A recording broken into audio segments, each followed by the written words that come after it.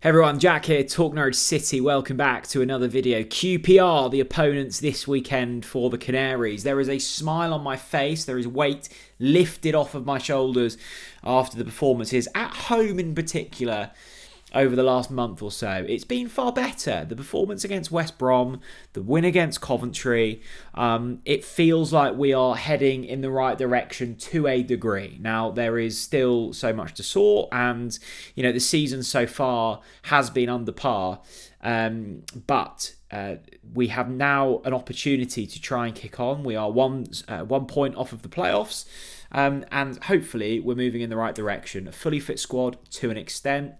Players hitting form, lots to be excited about. Let's take a look at this weekend. Now, QPR, for the first half of this season, really, have been really, really poor. In comes Marti Cifuentes, who has done a remarkable job. They've picked up 7 points from their last 3 games, including a really good win last time out against Blackburn Rovers. They're playing far better. And actually, if you look at their starting lineup, there's some really good players in there. I'm always amazed that Ilyas Sher is still applying his trade at Loftus Road. I like Willock. I like Colback in the middle of the park. They've got Cannon at right back, who's an exciting player. As with Begovic in goal. And actually, when they came to Carrow Road, what was that, just before Christmas, when Hwang scored? Remember him?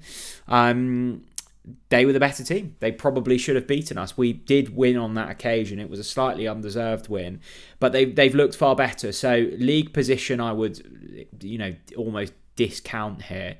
This is going to be a really tough game, and Loftus Road's always it's a great away day, so very jealous of those going to Loftus Road. I'm unfortunately working.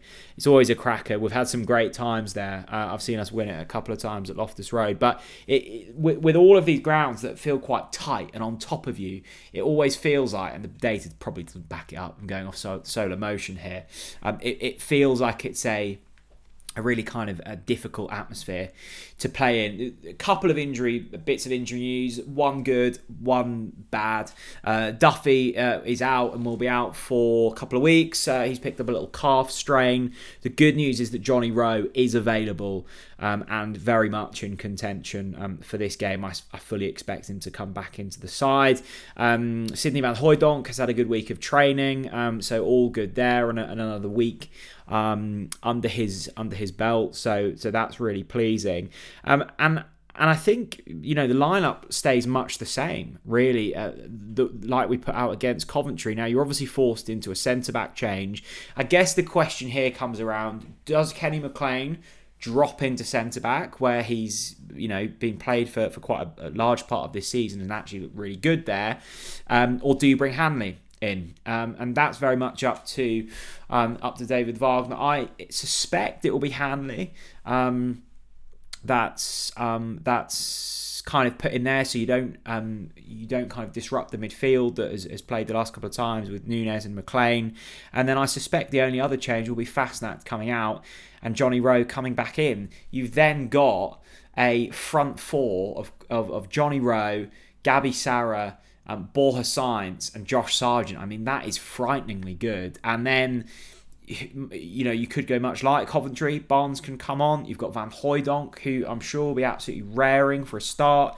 You can bring Nunes off. You can drop Sarah deeper. Suddenly you're looking at this squad, this side, and you're going, wow, there's real options here. And that feels really pleasing. So really looking forward to QPR. I think we've got a good opportunity now to kick on. I'm just looking at the kind of fixtures coming up. So it's QPR away. We've then got 2 home games in a week, and I always like those ones. Watford at home and Cardiff at home. Let's say you pick up 7 points from the next, the next 9 available, which is very much realistic.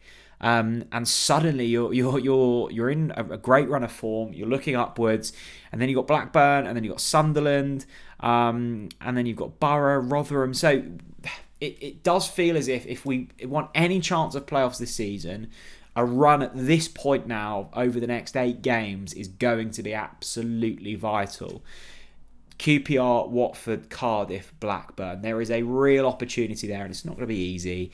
And, nothing is perfect in Norwich City at the moment, but that is the spell where you can really kick on. Let's get Sarge scoring. Let's get Rowan in amongst the goals. Let's get Sidney van Hooijdonk comfortable playing football in the Championship, and you could really be onto something. I think the other thing that I was being asked lots about this week was surrounding Ben Napper. He came out and spoke to the local media, Pinken, Radio Norfolk, etc., around his kind of future plans and the January transfer window, his handling of David Wagner. I think what I would say, look, there wasn't a whole lot to go at. I think the difficulty we've got now as Norwich fans is you're comparing former sporting director Stuart Webber to current sporting director Ben Napper. And in terms of character, they couldn't be more different. Napper is very composed and calm and clearly very intelligent. He's got a great CV, but he's a very different operator to Stuart Webber, who was brash, out there, very honest. Even if you didn't like it, he didn't care. And when that's going well, it's great and it's refreshing. That went sour towards the end.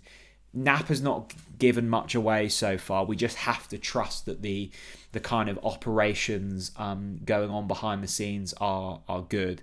I wasn't overly fussed with the lack of business done in the January transfer window. I don't think, we've got a fairly bloated squad anyway. So bringing in too many players, we knew the financial situation. We knew that we weren't going to be splashing cash at it, and until we make a sale through a Sarah or a Rowe and make some serious cash, then that's probably not going to be reinvested. So it was nice to see Napper. It was nice to see him front up.